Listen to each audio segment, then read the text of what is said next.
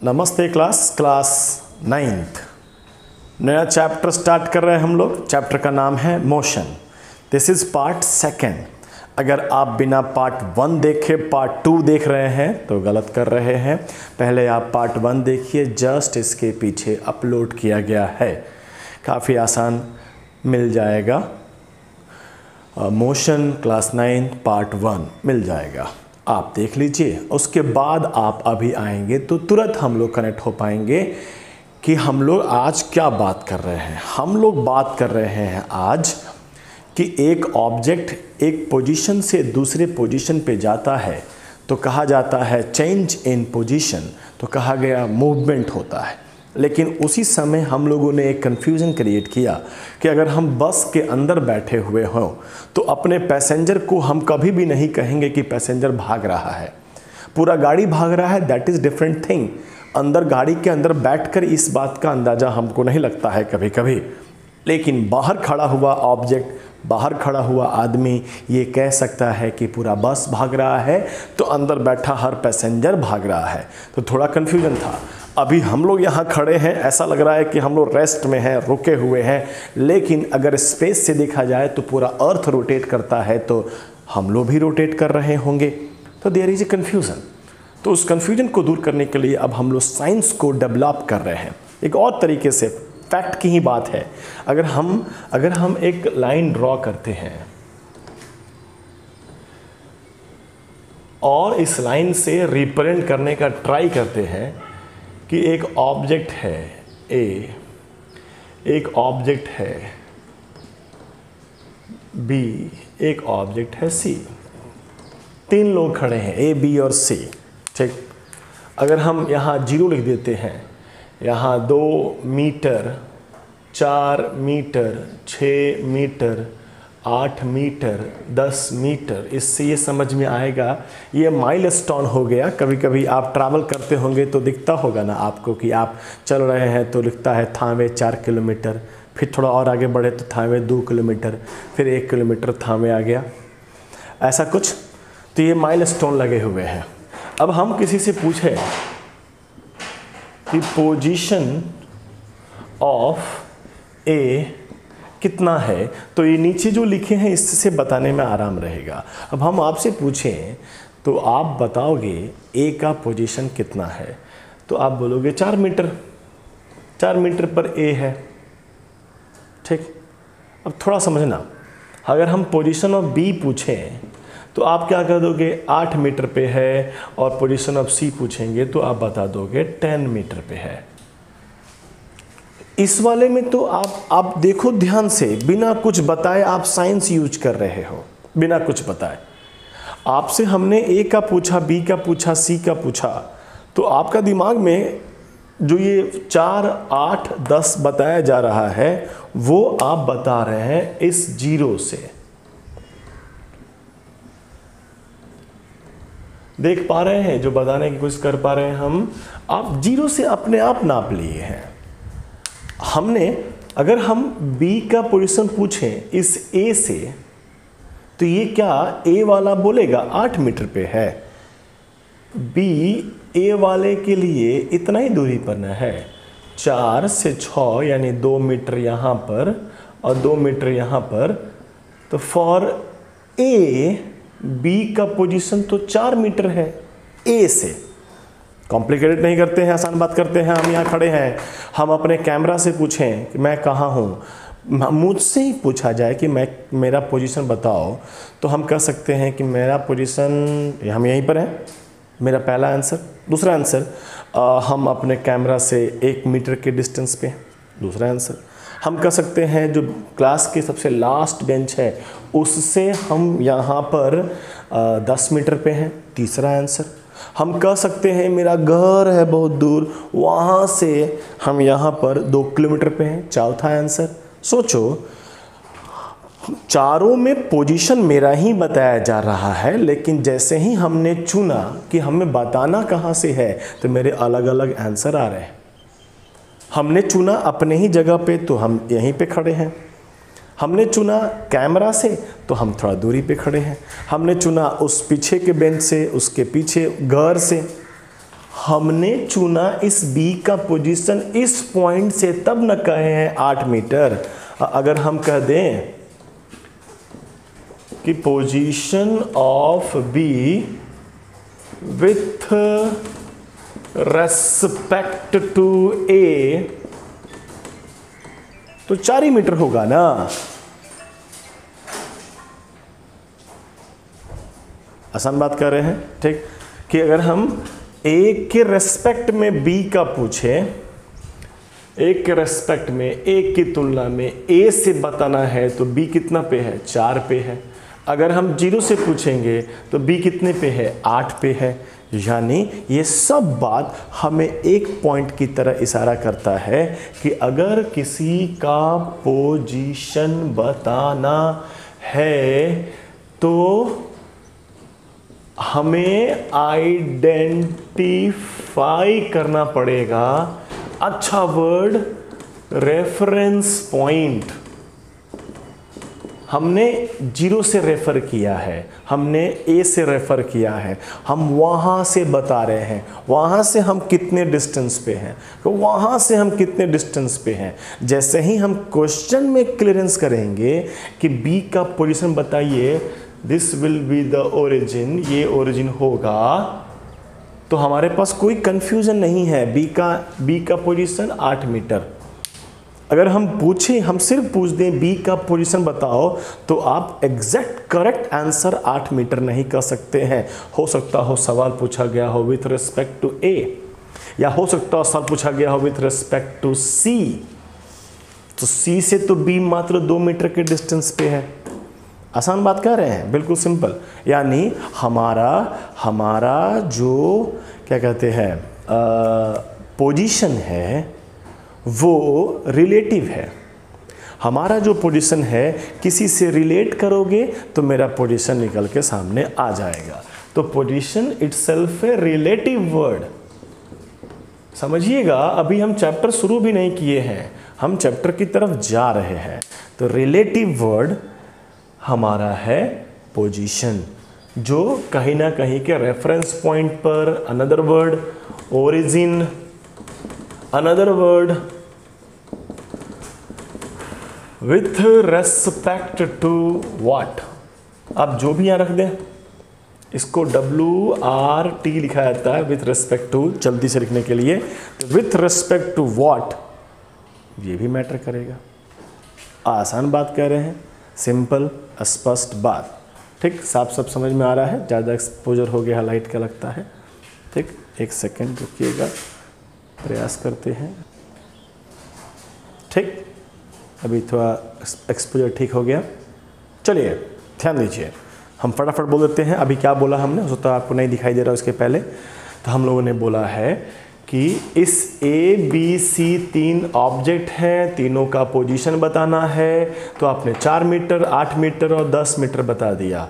4 metre, 8 metre, 10 metre बताया इस point से, ये आप अपने आप समझ गए, ठीक। लेकिन अगर सवाल पूछा जाए बी का पोजीशन बताओ, तो हम तो फ्री है ना, हम बताएंगे कहाँ से, 0 से बता दें कि ए से बता दें कि सी से बता दें, तो 3 अलग अलग आंसर हो जाएगा। यहाँ से बताएंगे तो 8 मीटर पे है, यहाँ से बताएंगे तो 4 मीटर पे है, यहाँ से बताएंगे तो 2 मीटर है। तो हमारे पास कन्फ्यूजन हो गया ना। तो इस कन्फ्यूजन को दूर करने के लिए हमारे पास वर्ड आता है क्या, पोजीशन।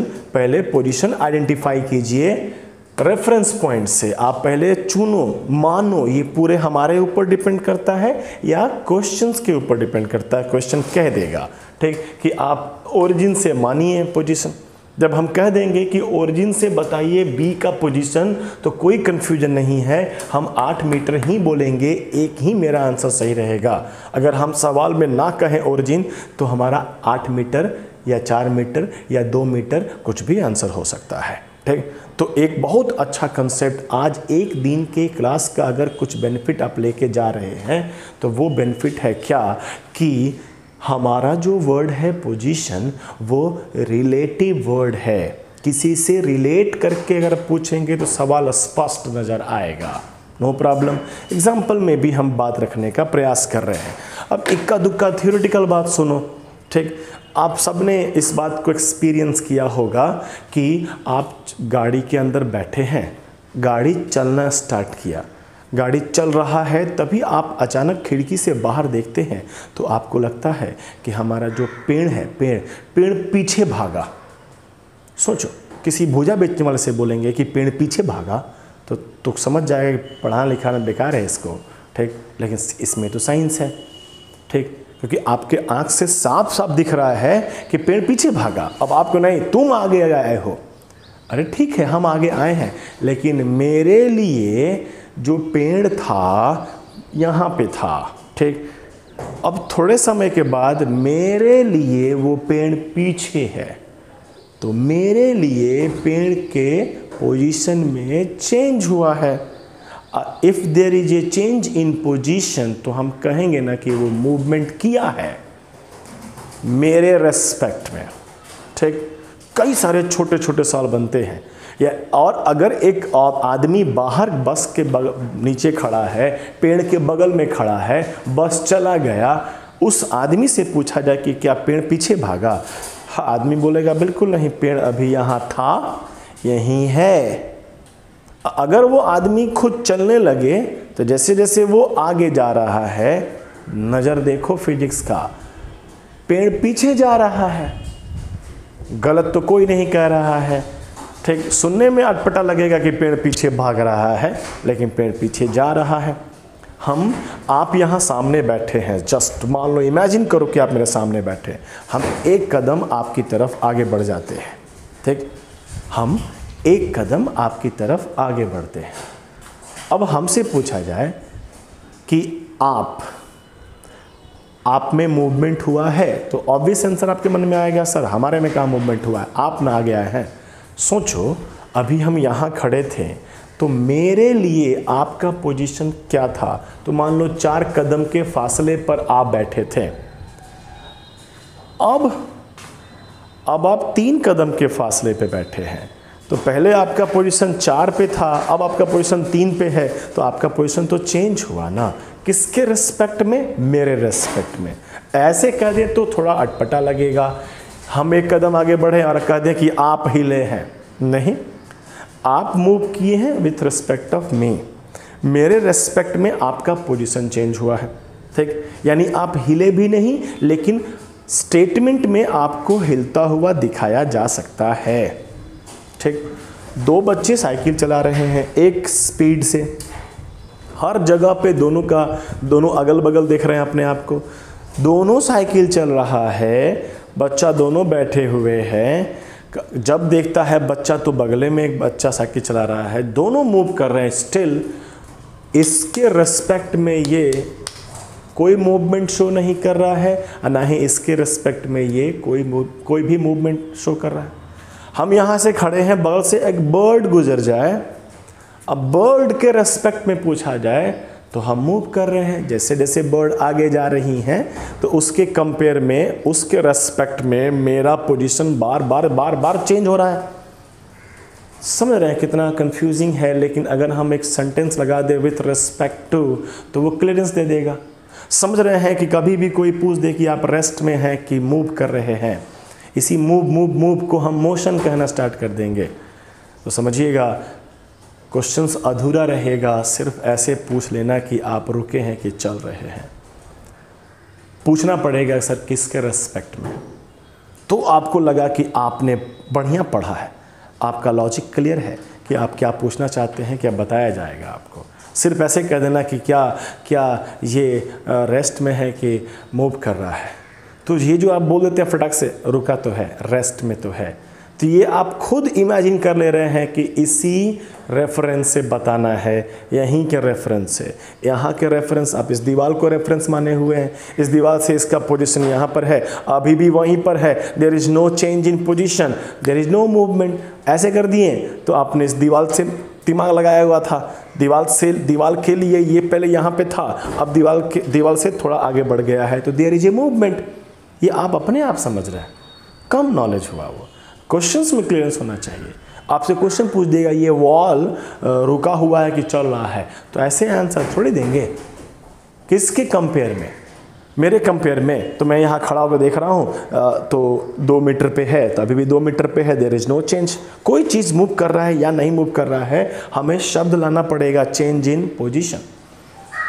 तो एक वॉल को भी हम चलता हुआ बता सकते हैं, हमें बस क्या करना है, हम उसकी तरफ चल दें या उससे दूर होना चल दें।